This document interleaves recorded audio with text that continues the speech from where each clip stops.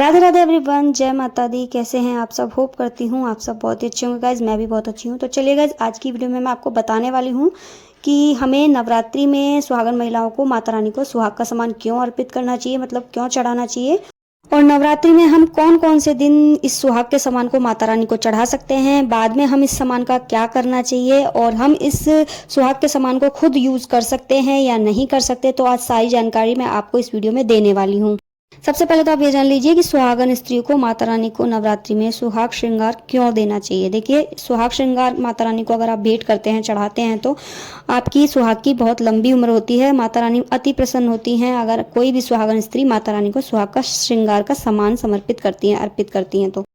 तो अब आप ये जान लीजिए कि आपको श्रृंगार का सामान माँ को कब कब भेंट करना है। देखिए, नवरात्रि में 9 दिन माता के ही होते हैं, आप कभी भी भेंट कर सकते हैं वैसे तो, लेकिन पहले दिन आप माँ को श्रृंगार का सामान चढ़ा सकते हैं, या फिर आप अगर पहले दिन नहीं चढ़ा पाए किसी वजह से, तो आप अष्टमी वाले दिन भी श्रृंगार के सामान को माँ को भेंट कर सकते हैं। देखिए, अगर आपके यहाँ नौमी कन्या पूजन होता है तो आप अष्टमी के दिन माँ को ये श्रृंगार का सामान चढ़ाइए। अगर आपके यहाँ अष्टमी कन्या पूजन होता है तो आप सप्तमी वाले दिन माँ को ये सुहाग का सामान भेंट कर सकते हैं।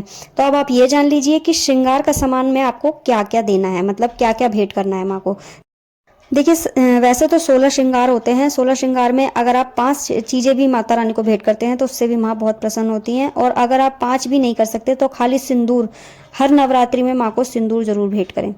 वैसे तो आप माता रानी को पूरे 16 श्रृंगार भी चढ़ा सकते हैं, लेकिन अगर आप 16 श्रृंगार नहीं चढ़ा सकते तो आपको कम से कम 9 चीजें या 5 चीजें या 7 चीजें, या फिर बिल्कुल भी नहीं तो 2 चीजें तो आपको जरूर माता रानी को भेंट करनी चाहिए। यहाँ पर देखिए, मैं सिंदूर तो हर बार माता रानी को चढ़ाती हूँ, बाकी उसके अलावा जितना मुझसे बन पाता है मैं करती हूँ। यहाँ पर देखिए, कांच की चूड़ियाँ जरूर चाहिए माता रानी को चढ़ाने के लिए, बिंदी जरूर होनी चाहिए, लाल या मैरून कलर की कोई भी, और कंगा शीशा, काजल, मेहंदी, महावर, लिपस्टिक, बिंदी, और रबड़ बैंड बालों में लगाने वाला, नेल पेंट। तो जितना आपसे बन सके आप इतना सुहाग का सामान ले सकते हैं। इसके साथ साथ आपको चुन्नी जरूर रखनी है, माता रानी को ओढ़ाने के लिए चुन्नी जरूर होनी चाहिए सुहाग के सामान में। और देखिए, अगर आप का बजट है तो आप साड़ी भी ले सकते हैं, साड़ी भी माता रानी को चढ़ा सकते हैं। देखिए, आप ऐसा भी कर सकते हैं कि मंदिर वगैरह होते हैं आपके घर के आसपास, या फिर कोई शक्तिपीठ है, आप वहां पर भी माता रानी को ये सुहाग का सामान चढ़वा के आ सकते हैं।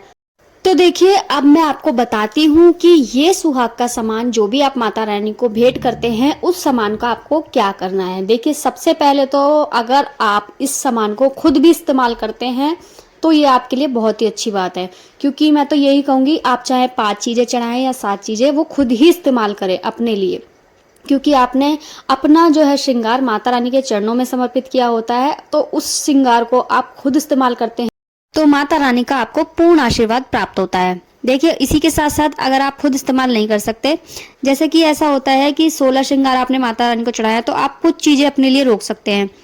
जैसे कि 5 चीजें रोक लीजिए, जैसे सिंदूर रोक लिया, बिंदी रोक ली, चूड़ियां रोक ली, और मेहंदी रोक ली, महावर रोक ली।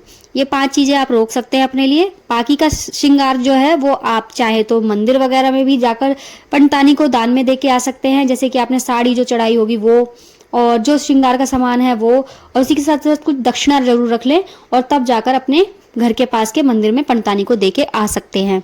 उसी के साथ साथ मैं आपको एक और तरीका बताती हूँ, अगर आप ऐसा भी नहीं कर सकते तो आपको क्या करना है। देखिए, आपसे बड़ी आपकी कोई जिठानी है, या फिर कोई भी सुहागन स्त्री, आपकी सासू माँ, नंद, या कोई भी आस पड़ोस में भी कोई भी स्त्री हो जो सुहागन हो और आपसे बड़ी हो, आप उनको भी ये सब चीजें दान में दे सकते हैं।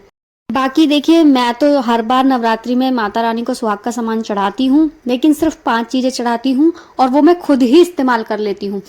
लेकिन अगर बाई चांस मैं 5 भी नहीं चढ़ा पाती तो सिंदूर तो माँ को जरूर चढ़ाती हूँ, उस सिंदूर को भी मैं खुद ही इस्तेमाल करती हूँ। लेकिन फिर भी मैं आपसे एक बात जरूर कहना चाहूंगी कि क्वालिटी चीज की हमेशा अच्छी लें, चाहे आप किसी को दान में दे रहे हो, चाहे आप खुद इस्तेमाल कर रहे हो। क्वालिटी जो है माता रानी को, जो भी आप श्रृंगार का सामान चढ़ा रहे हैं, वो अच्छी होनी चाहिए, जिससे कि कोई भी उसे इधर उधर वेस्ट ना करे, फेंके नहीं, उसको इस्तेमाल कर ले।